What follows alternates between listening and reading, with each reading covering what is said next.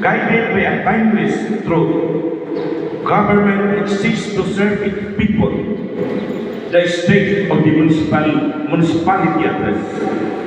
It is not just an accounting of programs and projects, but a tribute to your trust and resilience and shared commitment of Dr. Kaway.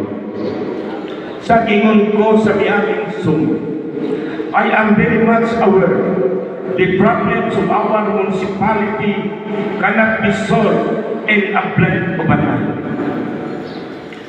In 1 year or even within my 3-year term as mayor of this municipality. But the story of Kawayan today is the story of steady growth, responsive governance, and inclusive development. Karon katawhan sa Kawayan.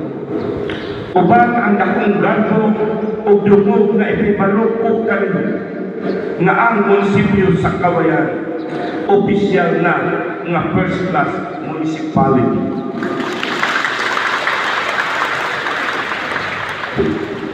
What we have achieved as a first class municipality is not a work of a one office or one leader alone, but the result of the strong collaboration among our department, among our legislative partner, and all of you katawhan sa Kawayan.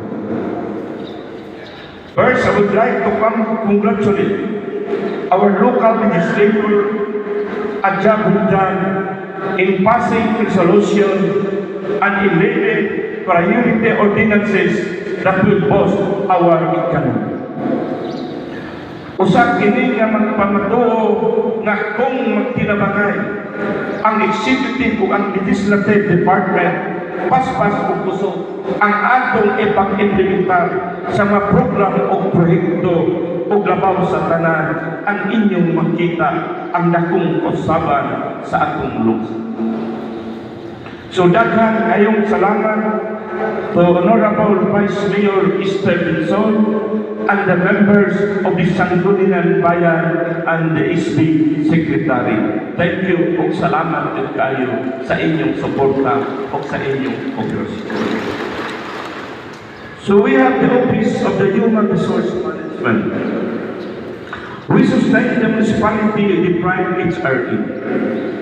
Bronze awardee status through consistent compliance and strengthen our system being one of only 13 LGUs recognized out of more than 120 LGUs in the entire Region 5 and one of only 3 in the province of Masbate successfully registered and accredited the LGU Kawayan Municipal Employee Union, marking a milestone in institutionalizing the employee representation and partnership in the local government.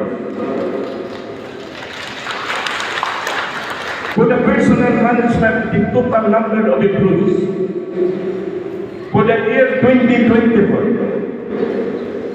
we have the permanent employees of 221 employees.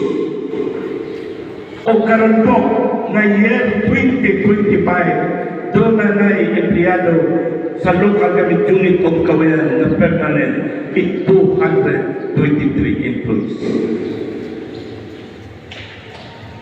We have the co-terminals position of 7 employees. And of course, we have 13 officials, including me, the elected officials. The total plantilla employees of 245. We have the contract of service of 79 employees for the year 2025. And we have the new appointments for the year 2025 of 7. And we have a promotion for 5 promoted for the year 2025. Plantilla employees who pass the licensure exam and or computer exam. We have from the bar exam, our municipal treasurer, Attorney Robina Songko. Congratulations again, ma'am, to pass the bar exam. We have also the top Vicente plant passer, our budget officer, Franz Matius Begonia, and we have our HRDO, Proy Anthony Begonia. O doon ang pag-iwit usad din ngayong pasag sa aslig passers na usad na empleyado nga nagpasag din karon. Daghang salamat sa atong HR, Mr. Proy Begonia, o kauban sa imong staff. The next department is the Municipal Agriculture Office. It's the backbone of our local economy, our farmers and fisher folks. Receive and focus support through distribution of farm machineries, seeds and livestock assistance.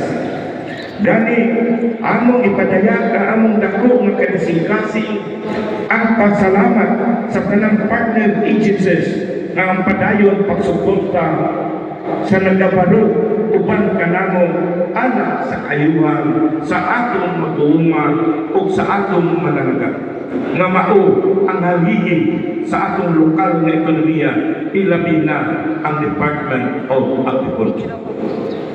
Under the RICE program for this year 2025, naglilista ang local government under the Department of Agriculture of 7,500 bags of hybrid rice seeds gikan sa Rice Competitiveness Enhancement Fund.